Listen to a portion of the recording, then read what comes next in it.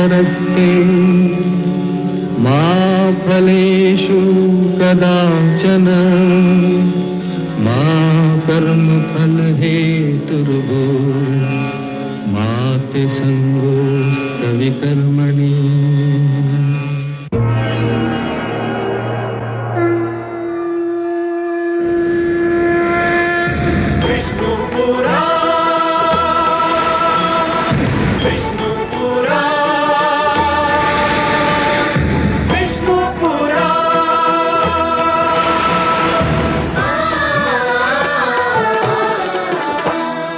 जीव ज्ञान ब्रह्म ज्ञान अथ श्री विष्णु पुराण। ओम की कथा महान, जय श्री विष्णु पुराण। विष्णु पुराण, विष्णु पुराण, विष्णु पुराण। प्रगटे कब तीन लोक, जन्म मृत्यु हर्ष शोक।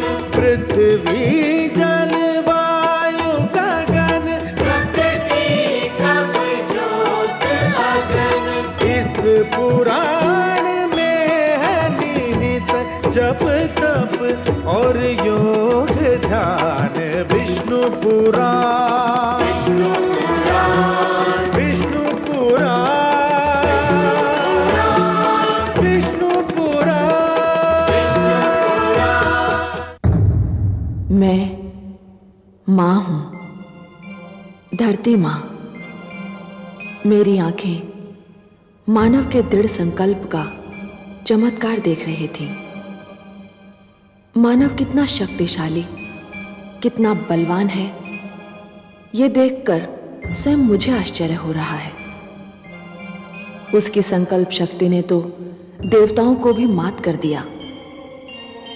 दुख की बात केवल यह है कि मानव कभी कभी अपनी शक्ति का दुरुपयोग कर बैठता है और इससे स्वार्थ की पूर्ति करने लगता है। ये उस समय होता है जब प्रतिशोध की भावना उसके मन की सारी दूसरी भावनाओं से आगे निकल जाती है। मैं उस माता के आगे भी सिर झुकाने पर विवश हूं, जिसने पुत्र के दुख को अपना दुख बना लिया। माता और पुत्र का यह सुंदर संबंध भी मानव जाति का एकाधिकार है। शुक्राचार्य के अनुष्ठान ने देवताओं में कौतूहल उत्पन्न कर दिया है। देवराज इंद्र को अपनी भूल का आभास हुआ, परंतु देर से। और अब मैं देख रही हूं कि उनकी सुंदर पुत्री जयंती भी इस खेल में कूद पड़ी है। और मैं उत्सुकता से देख रही हूं कि वो क्या करती है और कैसे करती है।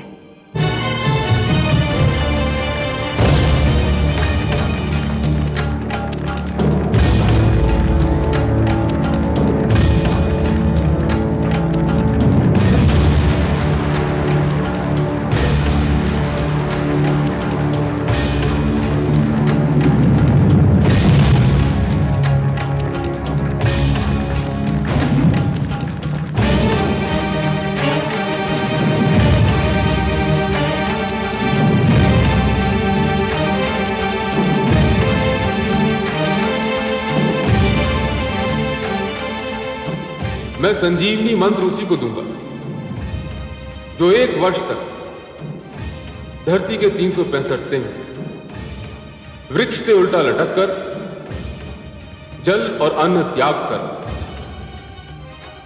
केवल जलती हुई पत्तियों का धुआं पीता रहा पूरे 1 वर्ष।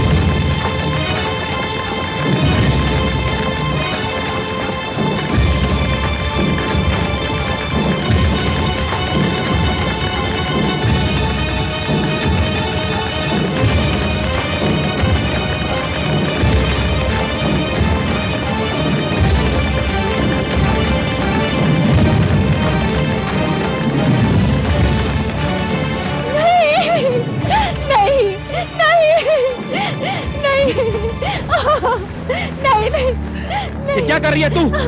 अग्नि को बुझाइए, शीघ्र अग्नि को बुझाइए, नहीं तो अनर्थ हो जाएगा। अरे कौन है तू और तूने क्या कर दिया? मैंने अग्नि में विष डाल दी है।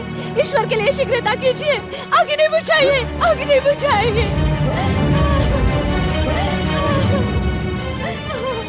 हर्षल, हम अग्नि नहीं बुझा सकते, गुरुदेव का यही आदेश है।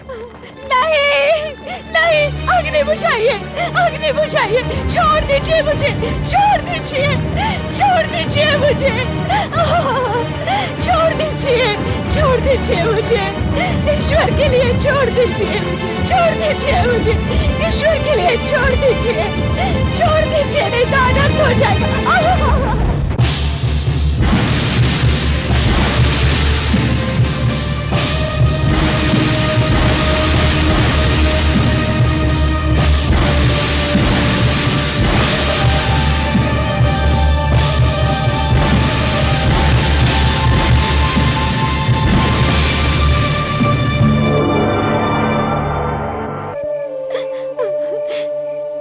विधाता, मेरे हाथों से ये कितना बड़ा अनर्थ हो गया। मैंने तो केवल गुरु शुक्राचार्य का अनुष्ठान रोकना चाहा था, उनके प्राण नहीं लेना चाहती थी मैं। धिक्कार है मुझे, कितनी स्वार्थी हूं मैं। केवल देवलोक को बचाने के लिए, अपने पिता के हित के रक्षा के लिए मैंने एक महान विद्वान, एक महातेजस्वी, एक महाज्ञानी गुरु से कितना घिनौना छल किया है। पापी हो गई मैं ईश्वर, पापी हो गई।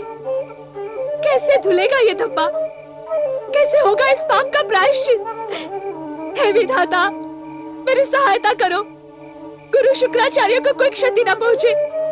हे शिव शंकर, उनके प्राणों की रक्षा कीजिए, उनके प्राणों की रक्षा कीजिए, उनके प्राणों की रक्षा कीजिए ईश्वर।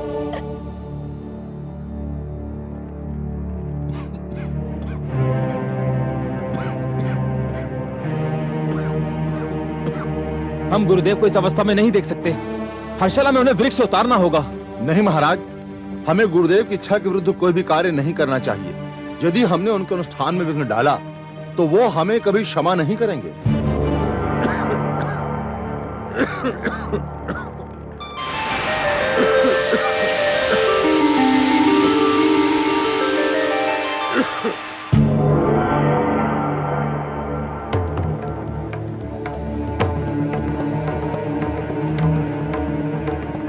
अपना अनुष्ठान रोक दो शुक्राचार्य।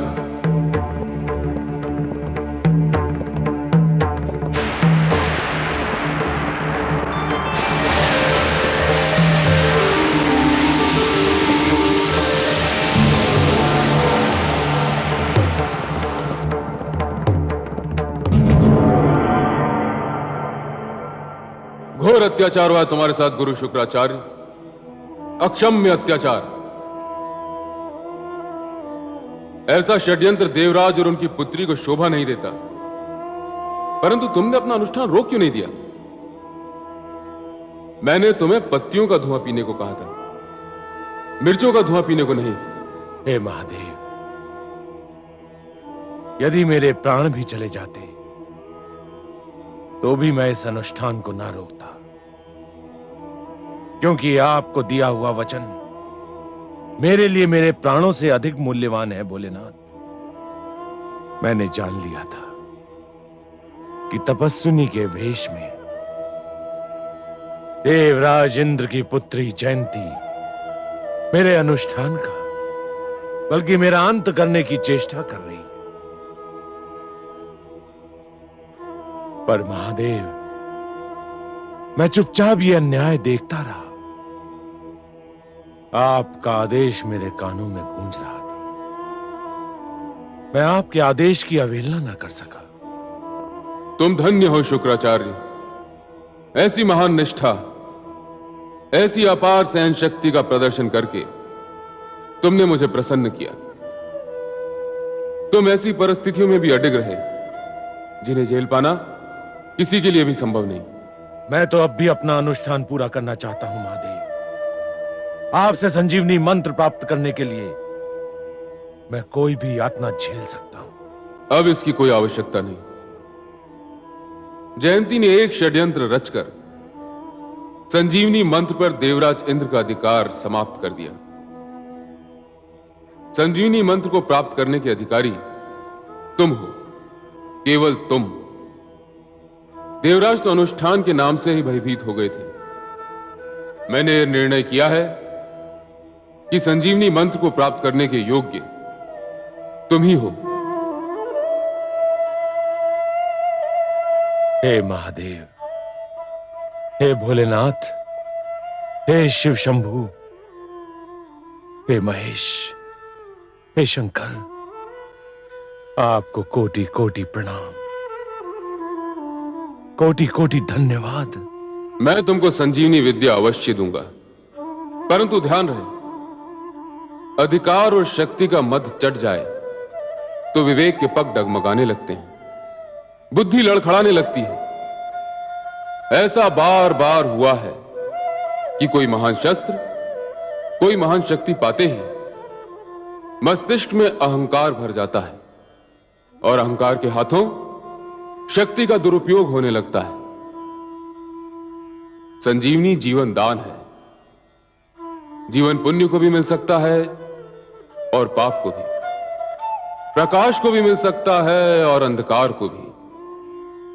तुम इस शक्ति को पाने के बाद अपनी मर्यादा न भूल जाना, विवेक से मुख मत मोड़ लेना। हे महादेव, मैं सदैव आपकी आज्ञा का ध्यान रखूंगा। तो लो, मैं तुम्हें संजीवनी मंत्र प्रदान करता हूं।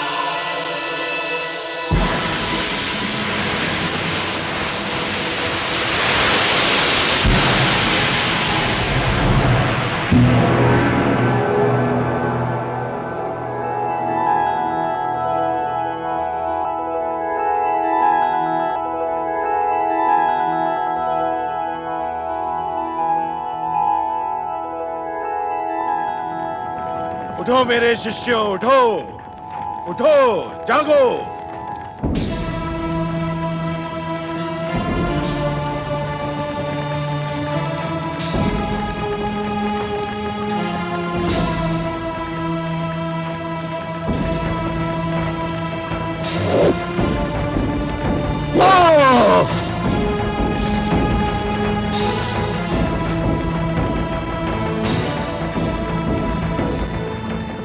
गुरुदेव, ये क्या किया आपने?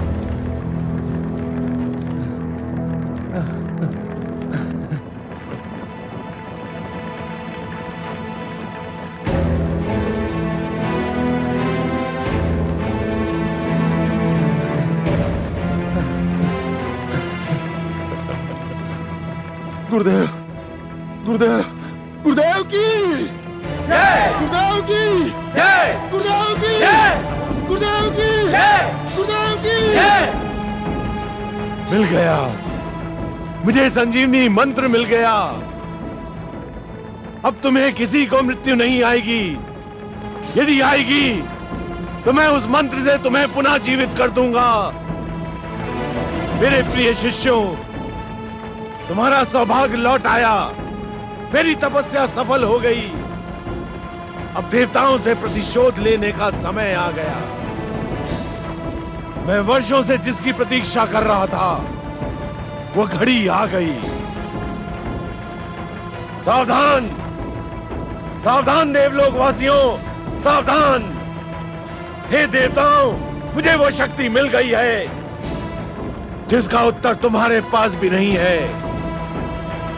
मैं तुमसे अपने अपमान का प्रतिशोध लूंगा। तुम मेरे प्रकोप से कदापि नहीं बच पाओगे। गुरुदेव की जय, गुरुदेव की जय, गुरुदेव की जय, गुरुदेव की जय, गुरुदेव की जय, गुरुदेव की जय, गुरुदेव की जय, गुरुदेव की जय, गुरुदेव की जय, गुरुदेव की जय, गुरुदेव की जय।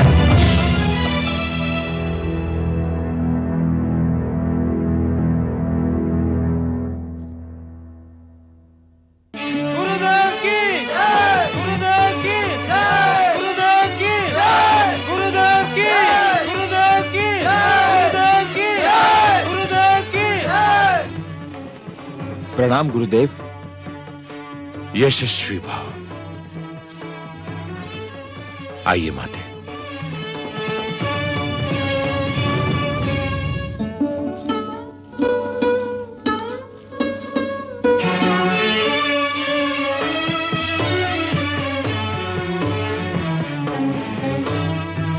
आसन ग्रहण कीजिए गुरुदेव। माते,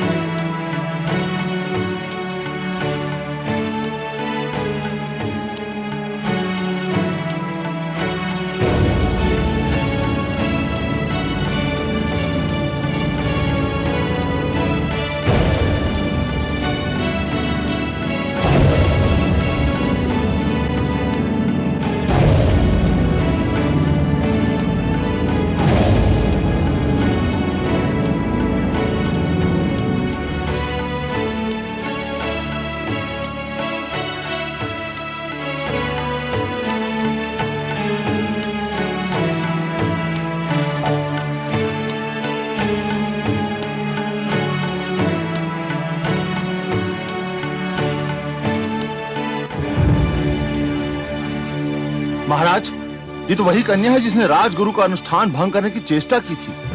हाँ गुरुदेव, ये वही कन्या जो आपका अनुष्ठान रोकने के लिए आपके प्राण लेना चाहती थी।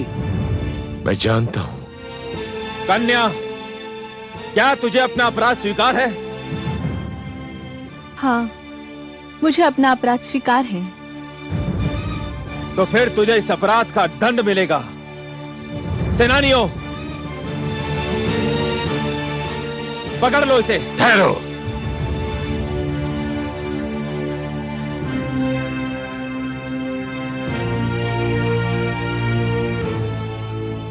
इस देव कन्या ने मेरा अनुष्ठान रोकने की चेष्टा की थी, इसलिए ये मेरी अपराधनी है।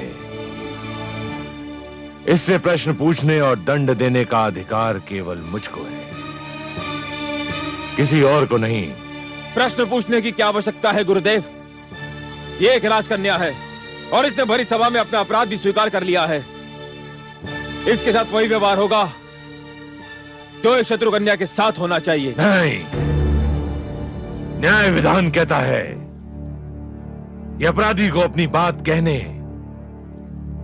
और उसे अपनी रक्षा करने का पूरा अवसर दिया जाना चाहिए।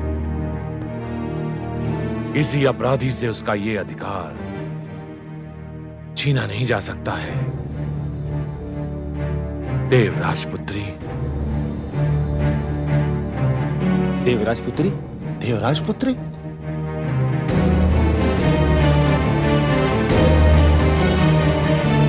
हाँ, ये देवराज इंद्र की पुत्री जयंती है। मैंने इसे उसी समय पहचान लिया था जब यह तपस्विनी के वेश में आई थी, जहां मैं अनुष्ठान कर रहा था। यदि ये सत्य है तब तो इसे एक पल के लिए भी जीवित छोड़ना मूर्खता होगी गुरुदेव। इसका निर्णय मैं करूंगा।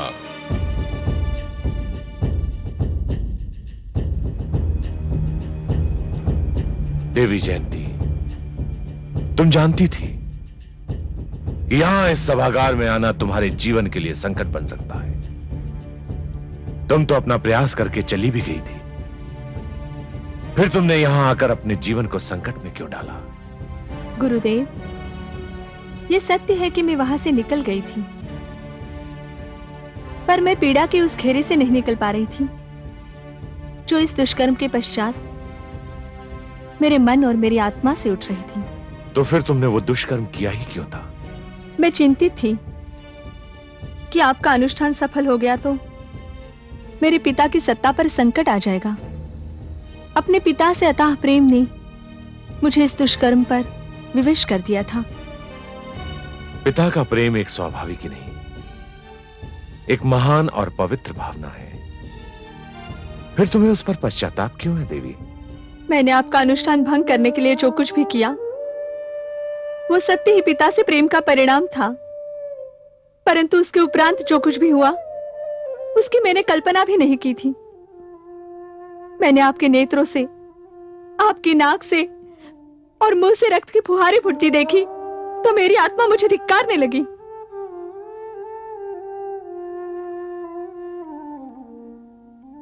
और इसी कारण तुमने अग्नि बुझाने का भी प्रयास किया था? हाँ गुरुदेव, मैं अपने अपराध पर लज्जित थी। मुझे स्वयं से घृणा हो रही थी और यही लज्जा मुझे यहां खींच लाई। सामान्य परिस्थितियों में मुझे देवराज इंद्र की पुत्री से कोई सहानुभूति ना होती, परंतु तुमने अपना अपराध स्वीकार करके यह सिद्ध कर दिया कि तुम्हारे हाथ अपराधी थे, परंतु तुम्हारा मन नहीं। तुमने सत्य बोलकर मेरा हृदय जीत लिया है,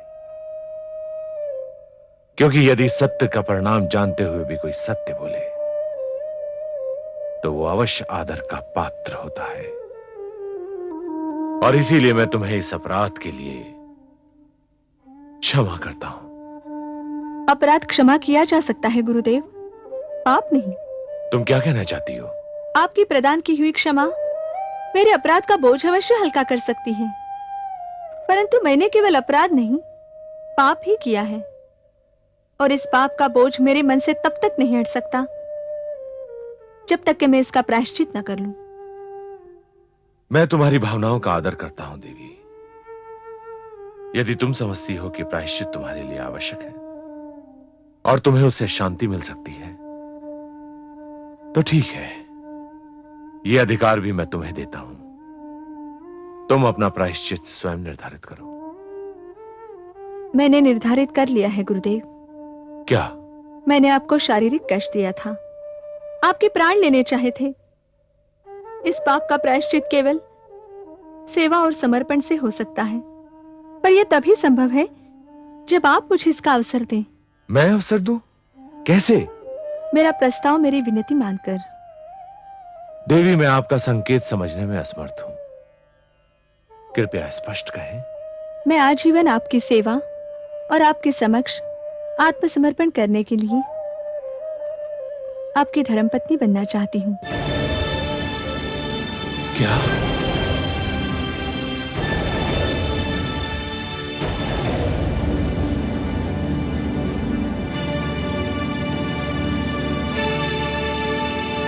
आप जानती हैं आप क्या कह रही हैं? भली भांति जानती हूँ गुरुदेव, और ये जानना चाहती हूँ कि आपको मेरा प्रस्ताव स्वीकार है या नहीं। परंतु देवी, मेरे प्रश्न का उत्तर परंतु नहीं, केवल हाँ या नहीं हो सकता है। इन्हीं में से मैं एक उत्तर सुनना चाहती हूँ।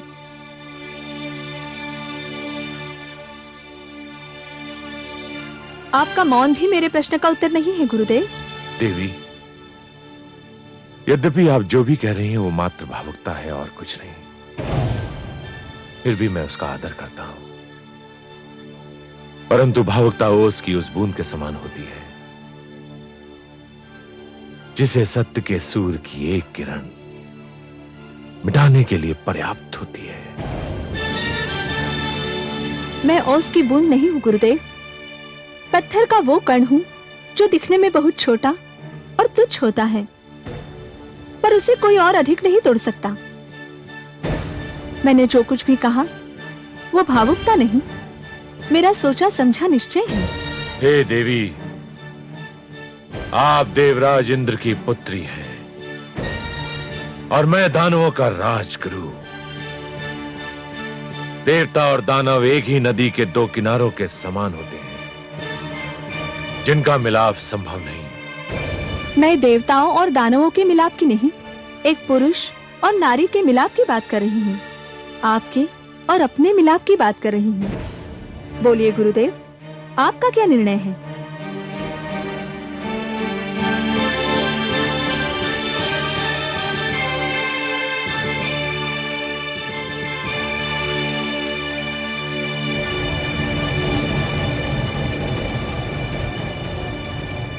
वो तपस्वी शुक्राचार्य, स्वर्ग की अप्सराएं भी जिसके पांव न डिगा सकी, वो एक कन्या के सामने तर्कहीन होकर रह गया। मुझे आपका प्रस्ताव स्वीकार है देवी।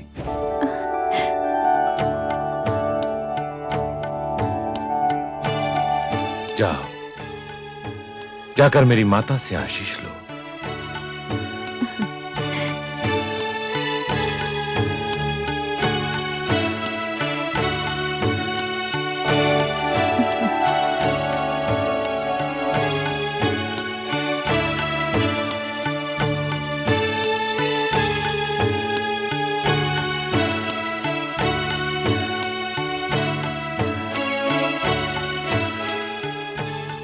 हे पुत्र, संजीवनी मंत्र तो तुमने अपने शिष्यों के लिए प्राप्त किया है, पर तुम्हारी संजीवनी तो यही कन्या है कि तुम्हें सुख देगी, शांति देगी, परिवार देगी।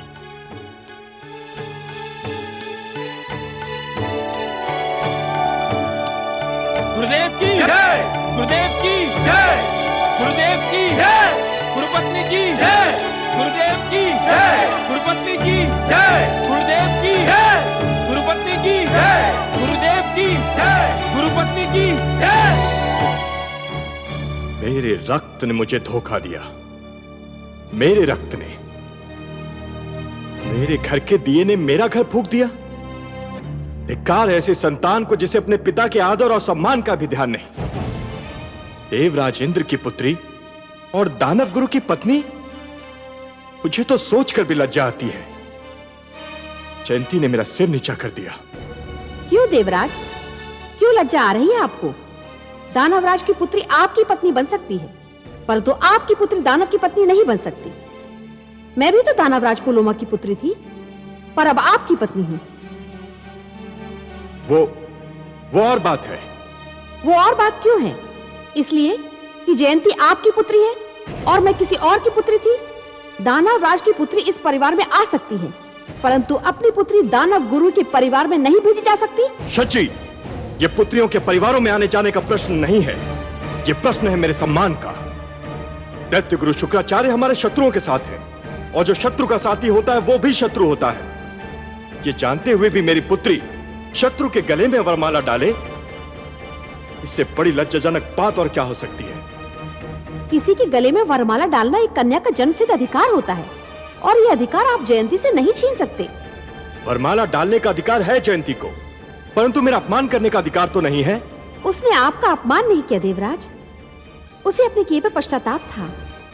कोई भी व्यक्ति पश्चाताप का बोझ लेकर जीवन भर जी नहीं सकता। उसे विश्वास था कि केवल इसी ढंग से वो अपने मन का बोझ हल्का कर सकती है। इसी में उसका सुख है, तो फिर हम उसे कैसे रोक सकते हैं?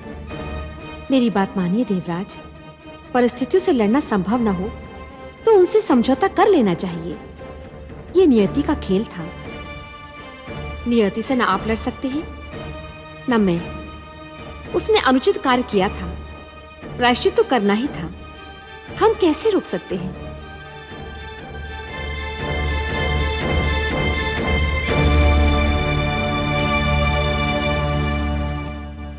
देखा महादेवी, देखा अहंकार का दुष्परिणाम। मस्तिष्क में जब अहंकार भर जाता है तो सिर तन कर आकाश को छूने लगता है, और फिर जब परिस्थितियां अहंकार को चूर चूर कर देती हैं तो वही सिर फिर से पृथ्वी पर आ गिरता है। देवराज इंद्र का झुका हुआ सिर उनके चकनाचूर अभिमान का साक्षी है महादेवी। देवराज से भूल हुई है और वो इस भूल का फल भी भोग रहे हैं। परंतु हे कमल नयन, प्रश्न तो ये है कि क्या जयंती जो कर रही है वो अनुचित नहीं है? महादेवी, आपके प्रश्न का उत्तर केवल एक प्रश्न से ही दिया जा सकता है, और वो प्रश्न ये है कि जयंती ने दैत्य गुरु शुक्राचार्य के साथ पहले जो कुछ किया, क्या वो उचित था? नहीं महादेवी, नहीं। हर क्रिया की कोई न कोई प्रतिक्रिया अवश्य होती है, तो फिर अनुचित क्रिया की प्रतिक्रिया उचित कैसे हो सकती है देवी? हाँ, परंतु इसे रोका भी तो नहीं जा सकता। इन सारी अप्रिय घटनाओं का आरंभ देवराज इंद्र की भूल से हुआ था देवी। जिस प्रकार अग्नि से केवल धुआं ही उत्पन्न होता है और जल नहीं, उसी प्रकार भूल से केवल पश्चाताप का जन्म होता है देवी, संतोष का नहीं। तो ये घटनाक्रम कहां जाकर रुकेगा देवेश्वर? जयंती का यह निर्णय इस घटनाक्रम का आरंभ है देवी, अंत नहीं। इस आरंभ और अंत के मध्य अग्नि और रक्त की नदी बह रही है। दैत्य गुरु शुक्राचार्य को संजीवनी मंत्र का मिल जाना देवलोक के लिए एक अशुभ समाचार है।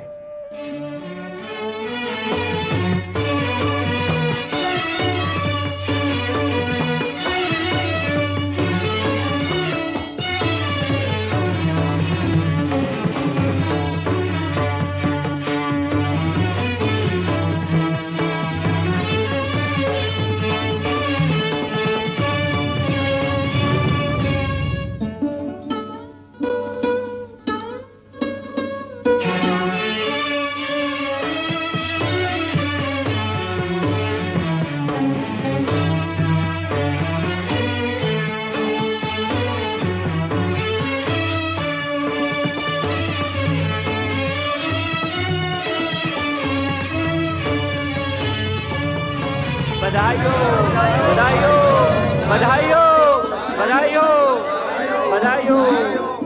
बधाई हो गुरुदेव, बधाई हो।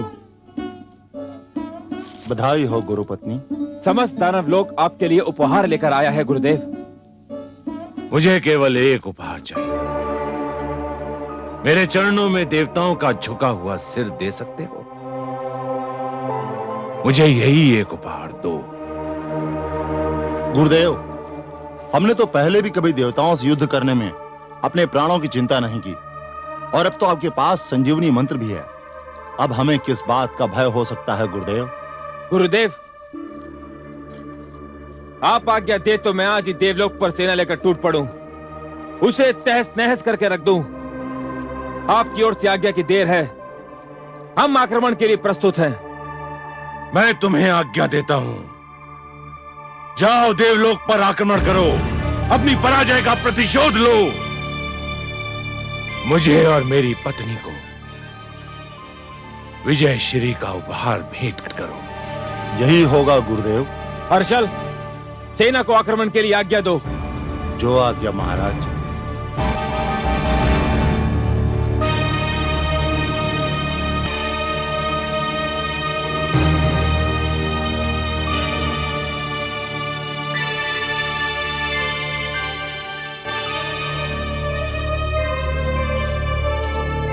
देवराज। चित्ररथ, मलय केतु, बोलते क्यों नहीं? देवराज, दानवराज कालकेतु ने देवलोक पर आक्रमण करने की घोषणा कर दी है। उसकी सेनाएं आंधी की गति से बढ़ी चली आ रही हैं। देवलोक में युद्ध की घोषणा कर दो। सेनाओं को तुरंत बाहर निकलने और दानव सेना का सामना करने का आदेश दो। जाओ। जो आज्ञा देवराज।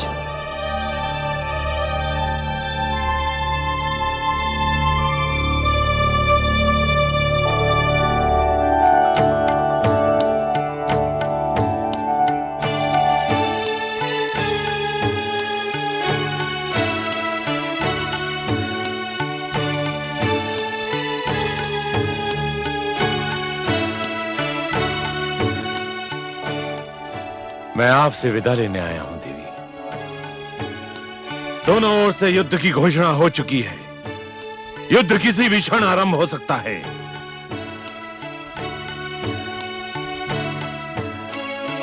देवी, आप युद्ध की बात सुनकर चुप क्यों हो गई?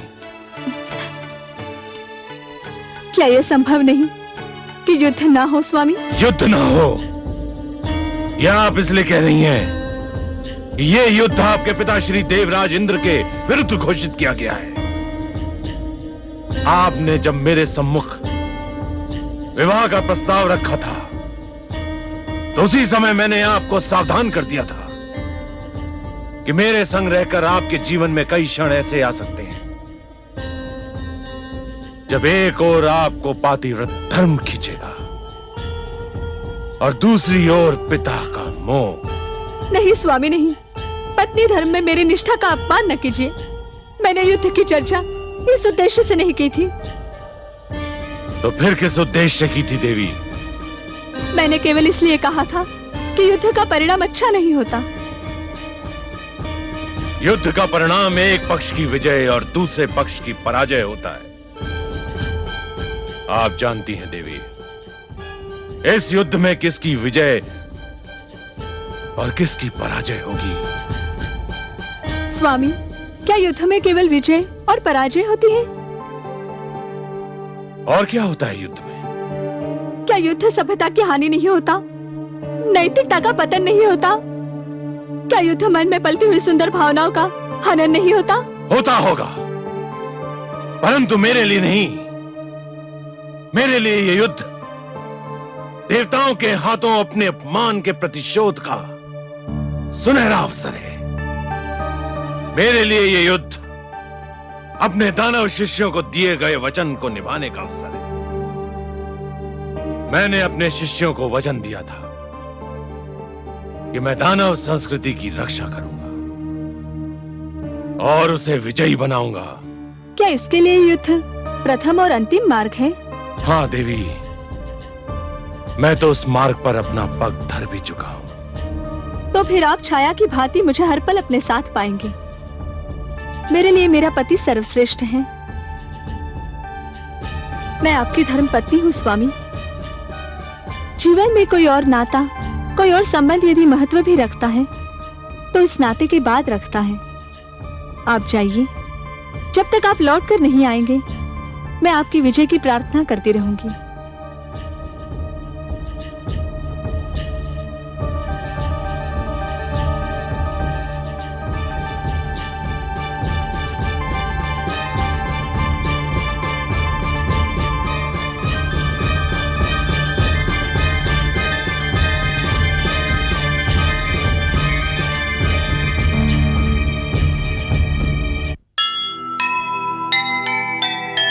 क्रोध द्वेष प्रतिशोध हैं अनुचित सारे काम। चाहे जैसा युद्ध हो सुखद नहीं परिणाम। प्रेम बनाए काज सब द्वेष बिगाड़े काम। मन में प्रेम बसाइए भला करेंगे राम। भला करेंगे